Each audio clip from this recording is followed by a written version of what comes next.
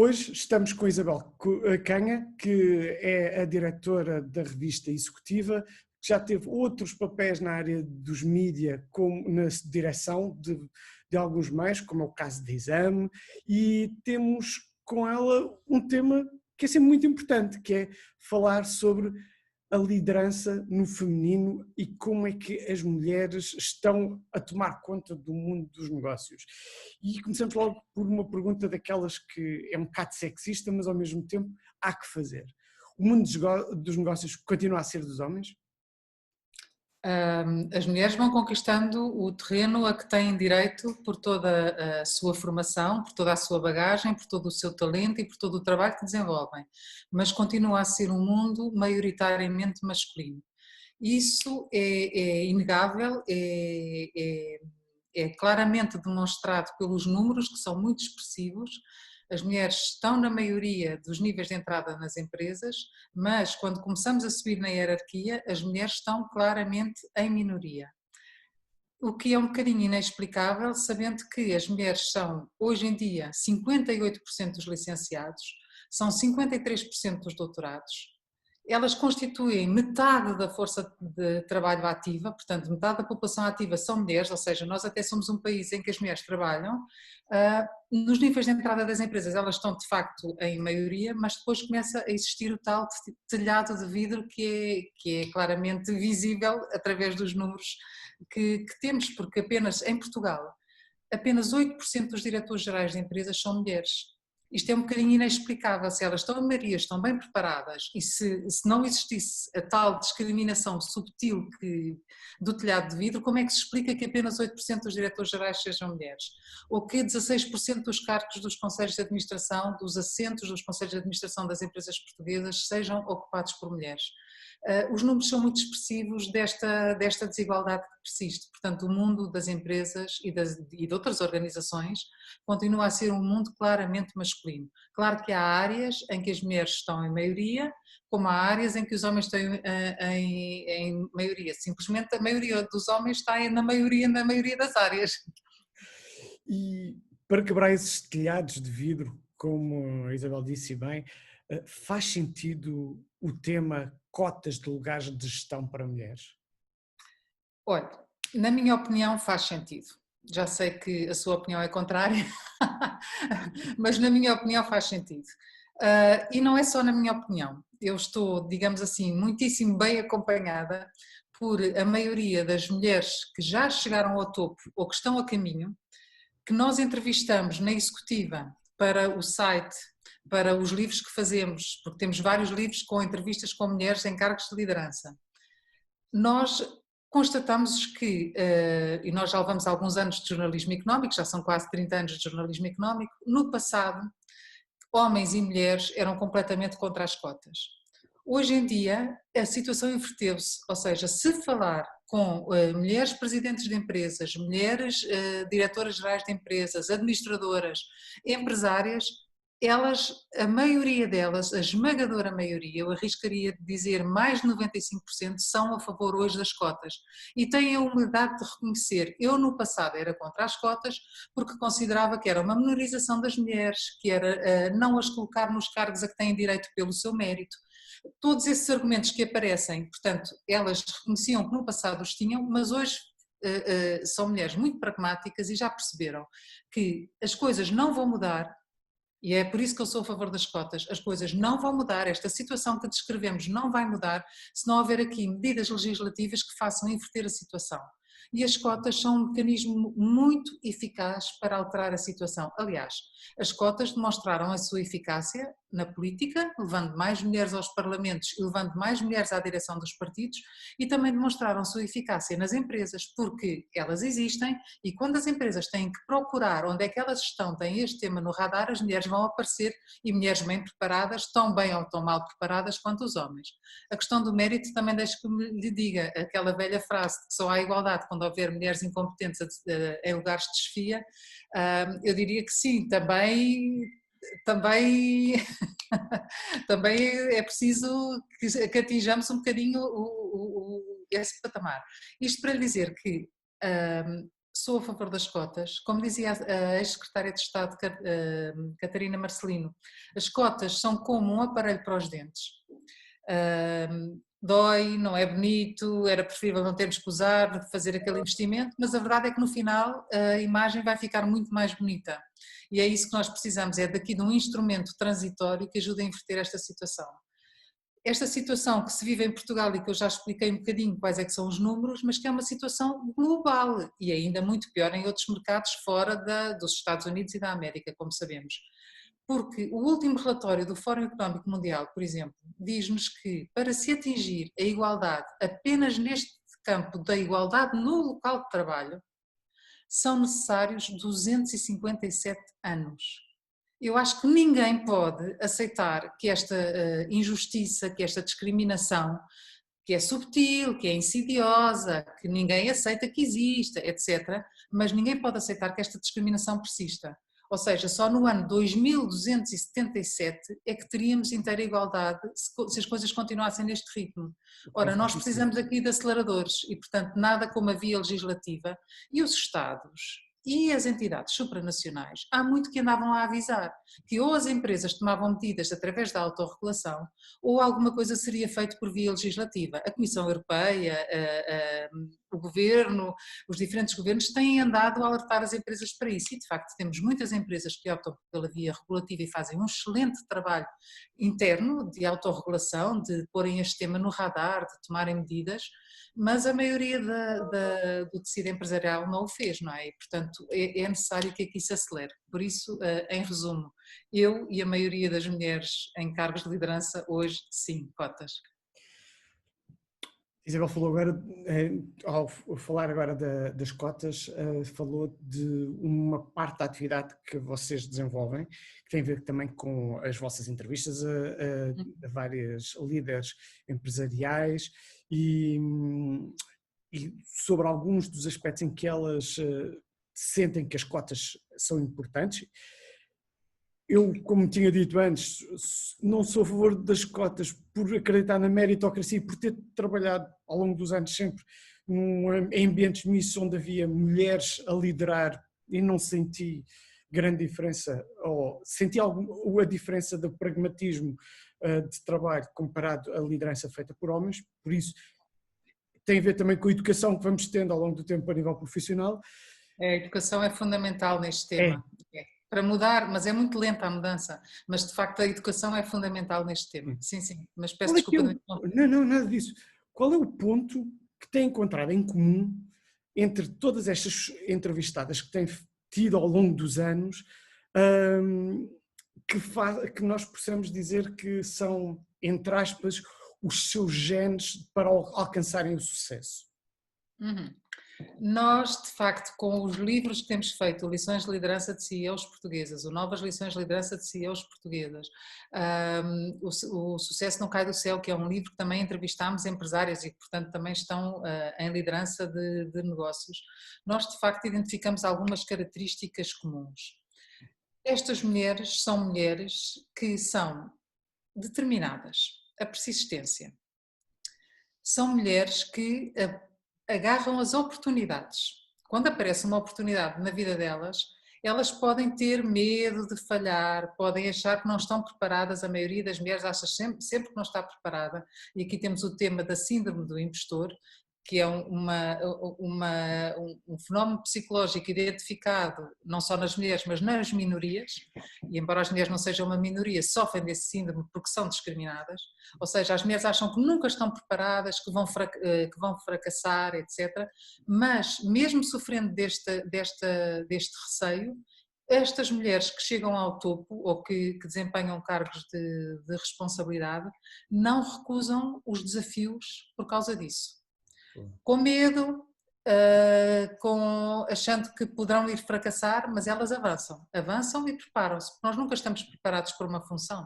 As funções mudam tanto, o ambiente de negócios muda tanto, estamos com uma pandemia, não é? Quem é que podia prever uma coisa dessas? Quem é que era o gestor que, quando aceitou o seu cargo, estava preparado para lidar com uma pandemia? Não, nós vamos aprendendo a fazer o nosso caminho enquanto caminhamos. E, portanto, estas mulheres, apesar do tal medo, avançam, aceitam as oportunidades. são mulheres que têm uma confiança, eu diria, acima da média em relação às outras mulheres. Depois há questões de base. Claro que elas são muitíssimo bem preparadas, claro que são muitíssimo competentes naquilo que fazem. Isso é um dado adquirido. Agora, eu diria que estas são talvez as características mais diferenciadoras destas mulheres em relação às outras. Elas, quando têm uma oportunidade para se fazer notar numa reunião, para fazer ouvir a sua voz, para darem as suas opiniões, para trazerem questões construtivas para a discussão, elas não se inibem, não se põem ao canto da mesa encolhidinhas à espera que alguém note tão bem que elas trabalham. Elas dão nas vistas, muito cedo elas dão nas vistas por terem de facto uma determinação e uma resiliência e uma capacidade de ir à luta um bocadinho acima da média. É interessante ter falado do síndrome do impostor, porque é algo que muitas vezes é usado, não tanto pela incapacidade ou capacidade de fazer algo, mas há aqui outro impostor, e chamemos-lhe assim, que é o impostor família. Que muitas vezes faz com que algumas destas mulheres coloquem em questão se são capazes de fazer o balanceamento da sua vida profissional, que é exigente, com a sua vida familiar. Isto ainda continua a ser um tabu em algumas situações, não é? A questão da conciliação entre a vida pessoal e a vida profissional é um tema recorrente em todas as entrevistas. Por mais que se queira não abordar esse tema, porque pensamos, se nós fôssemos entrevistar um presidente de um banco, não lhe colocávamos essa questão. Como é que conseguiu conciliar a sua vida tão exigente com os filhos? Ninguém coloca essa questão a um homem. E, portanto, nós também começamos a evitar colocar essas questões às mulheres, porque achamos que é continuar a dar-lhes uma marca de este é o teu papel, esta é a tua função. A verdade é que o tema acaba sempre por surgir, sempre, porque culturalmente as mulheres foram educadas para serem consideradas o papel de mães, de cuidadoras da família, de cuidadoras dos pais, de cuidadoras dos sogros. As mulheres são educadas culturalmente para serem cuidadoras e, portanto, têm toda esta mentalidade imbuídas nelas próprias. Mas estas mulheres que nós entrevistamos muitas vezes contam-nos que quando vão de viagem, quando têm que ir a Paris, negociar um contrato ou uma reunião com um cliente, são as próprias mães ou as sogras que lhes perguntam, então o Joãozinho vai ficar com quem? E elas têm que responder, o Joãozinho tem pai também, e normalmente estas mulheres têm empregadas em casa, etc. Mas cá está, o papel que é esperado delas, portanto, isto está sempre presente na cabeça delas, é um peso. Aliás, se os filhos se esquecem do fato de ginástica, não telefonam ao pai, telefonam a elas, nem que estejam em reunião, não é? E, portanto, são elas que têm que chamar o Uber, pronto, resolver a questão. Ou seja, carreira e família, infelizmente, continua a ser um tema muito das mulheres, continua a ser um tema com género, não o deveria ser. Felizmente, nota muito positiva, esta nova geração e estas novas empresas começam a tomar todas estas medidas que têm para a conciliação da carreira e da família, são aplicáveis a ambos os géneros e começam a perceber que também os homens querem ter tempo para a família, também os homens querem acompanhar os filhos e conseguir ir ao jogo de futebol e ao sarau de balé. E, portanto, as empresas começam também a mudar as suas políticas e a ter este tema muito presente, porque esta nova geração também o exige. Esta nova geração quer, de facto, ter uma vida lá fora, desfrutar da vida e conseguir conciliar ambas as coisas. Agora, a realidade, e voltando à sua questão, a realidade é que é de facto um tema ainda muito de mulheres, porque nós se virmos, e isto é também mais uma forma de discriminação insidiosa que existe na sociedade, ou seja, se nós virmos os inquéritos de uso do tempo, qualquer que ele seja, qualquer inquérito que faça, como é que as pessoas usam o tempo, as tarefas domésticas e as tarefas de cuidar estão, na sua maioria, muito mais entregues a mulheres, e é ridículo o tempo que os homens dedicam a essas tarefas, ainda hoje. A legislação tem aqui também um papel, as leis da parentalidade, etc. Tem aqui também um papel a desempenhar, mas a verdade é que continua um tema mais de mulheres. E ele só dizer que mesmo as pessoas de topo, com quem nós estamos mais próximas, que entrevistamos e com quem mantemos o contacto, nesta situação de pandemia, por exemplo, estavam em casa a enlouquecer, porque as responsabilidades continuam as mesmas, continuam em teletrabalho e, portanto, com uma série de coisas para organizar, para gerir, etc. E a família está toda em casa, em teletrabalho, os miúdos na escola, e elas têm que fazer refeições, ir aos supermercados, porque as empregadas tiveram de ser dispensadas. Ou seja, mesmo estas pessoas que têm apoios exteriores, não é?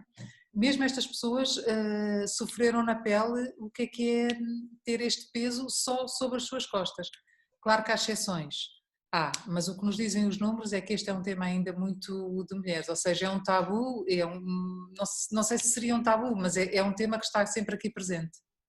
Agora faço a pergunta provocatória, por causa da pergunta, pela resposta que deu. É verdade que continua a ser uma pergunta que é recorrente ainda, que se faz às líderes femininas. E porquê é que não se faz a pergunta aos líderes homens? Acho que se devia fazer. Nós agora só entrevistamos mulheres, porque se entrevistasse homens, garanto-lhe que era a primeira coisa que eu perguntava. É porque, na verdade, estas mulheres, as mulheres que estão em posições de topo, reconhecem que tiveram o apoio da família, do marido, que têm maridos, e olha, esse é um aspecto que eu me esqueci de dizer, mas que é muito relevante. O que é que estas mulheres têm de diferente? Estas mulheres têm de diferente que têm quase todas maridos muito confiantes, muito bem consigo próprios e que, portanto, se alegram com o seu sucesso e não entram em competição com a mulher e que cooperam para o sucesso um do outro. Quando isso não acontece, de facto, normalmente há divórcios, há separações porque, de facto, o apoio da família, nós tivemos uma entrevistada que nos dizia a mais importante decisão de carreira que uma mulher toma é a escolha do marido. E porque, de facto, sem esse apoio em casa, sem um homem confiante, seguro, que vibre com os êxitos da mulher, é muito difícil que uma mulher, com todo este peso cultural, a mãe, a sogra, toda a sociedade a achar que é, na escola, a acharem que é tudo a mãe, é de facto difícil fazer carreira. E, portanto, o inverso também é verdade, ou seja, os homens também têm que reconhecer que se fizeram carreira, que também têm esse apoio, não é? Porque dificilmente se consegue fazer tudo, porque esta questão da conciliação é muito ad hoc. Se nós temos num momento da nossa vida uma fusão, um grande projeto para preparar, um grande trabalho para entregar a um cliente, se calhar nessa semana, nesses dias, a nossa carreira passa a ser a prioridade. Agora, é óbvio, se há alguém doente em casa, se há alguma outra situação que requer a nossa atenção em casa, a questão inverte-se. E é desta gestão quase malabarista de uma bola no ar, outra bola no ar, que as coisas se vão fazendo, ou seja, não há ninguém que esteja inteiramente focado só na carreira, nem ninguém que coloque sempre a família em primeiro lugar, porque se as coisas estão tranquilas, a família pode perfeitamente compreender que durante 2 dias há um trabalho tem que me fechar no escritório porque tem que concluir um livro ou acabar um trabalho. Portanto, é uma gestão um bocadinho ad hoc, homens e mulheres. Isabel, obrigado, porque nesta nossa conversa de cerca de 15 minutos passámos aqui por temas que têm a ver com gestão, têm a ver até muito com marketing e como o marketing também pode influenciar a nível social a nossa forma de estar e a educação dos nossos gestores. Da sociedade em geral. Da sociedade em geral, naturalmente, e o mais interessante de tudo é os tabus ainda existem e nós sabemos como é que os podemos quebrar, que é algo que muitas vezes tentamos deixar de fora das conversas e parece que as conversas neste tema ficam sempre muito superficiais de sou a favor ou sou contra e não passa disso. E foi bastante interessante esta perspectiva que a Isabel trouxe relativamente a este tema, com uma experiência de falar com quem passa diariamente por essa situação. Sim.